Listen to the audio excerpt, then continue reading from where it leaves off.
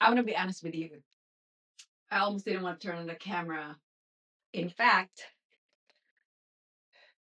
I almost didn't want to come to the gym today. My bed was warm. I had great coffee. Be sit in the office, and at 54, there are plenty of mornings where my joints tell me to just stay put. But I have a why, and that is much louder than my excuses. You see, back in 2008, I had a seizure, and that was a fatal condition. And by all accounts, I shouldn't even be standing here right now in this room or anywhere at all. I should even be breathing this air. But a miracle happened, and I'm still here. When you faced the end of your story and been given a second chance, you stop looking at exercise as a chore and start looking at it as a way to honor the fact that you're alive. So I am happily married and I love the life my husband and I built. But I think we've seen it all happen. We get so comfortable, we get settled, and we just let ourselves go. You see, I made my personal choice that I don't want that to be my story. I mean, we all have our own journeys, different journeys. But for me, I want to stay me. I want to stay strong. I want to stay vibrant. And I want to keep that spark alive for myself and for my husband. I don't want to be the woman who just sits on the sidelines of her own life. I want to be an active participant in my marriage for as long as I possibly can. When I was in my 30s, I used to think of the gym like a punishment for what I ate. Now, it is an investment. Like every squat I do today is an investment in me. Being able to get out of a chair on my own when I'm 80 years old.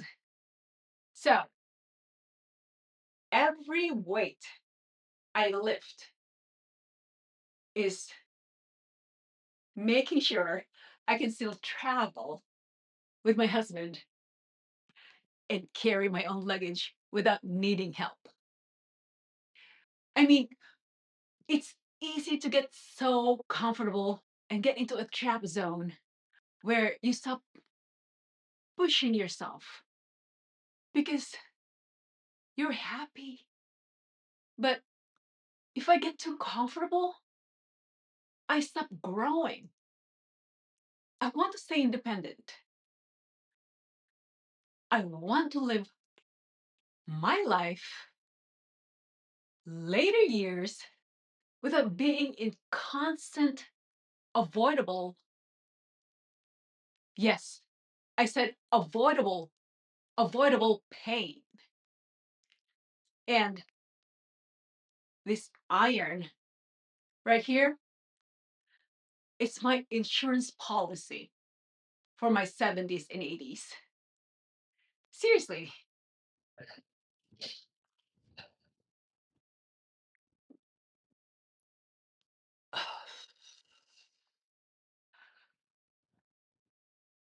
Now, people ask me how I stay motivated. The truth is, I'm not. Motivation is a feeling, and feelings change. That's what people get mistaken all the time. What I have is discipline. At 54, I have finally learned the difference between needing rest and just being lazy. Now, I give myself grace when my body truly needs a break. But I use discipline when my mind is just making excuses. Because 2008 taught me that we are not guaranteed a tomorrow to do the things we're putting off today.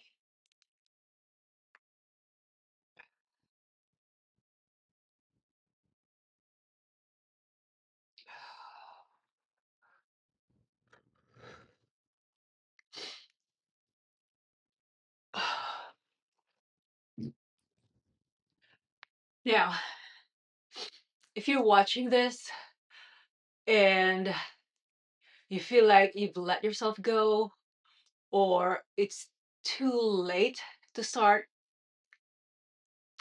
it's not. If you're still breathing, your story is not over. You don't have to be a fitness trainer, or you don't even have to be the expert in any type of sports. You just have to decide that you're worth the effort. Seriously, when we keep moving, we use our body, we help ourselves in so many different ways. Now, I have a few questions for you. What is the why that gets you moving on the days you really don't feel like it? I'd love to hear what keeps you going. And I'm training now so that I can carry my own luggage when I'm 80, right? So, my question is, what's one thing you want to make sure you're still able to do 20 years from now? Is it traveling, playing with grandkids, or just staying independent in your own home? We also talked about not letting ourselves go as we get older and more comfortable. Now, if you're starting your health journey right now in your 50s, tell me one small win you've had this week. And let's celebrate each other in the comments. Anyway, my workout is done and I'm going to have some breakfast. Thanks for hanging out in the gym with me today, and I'll see you in the next one.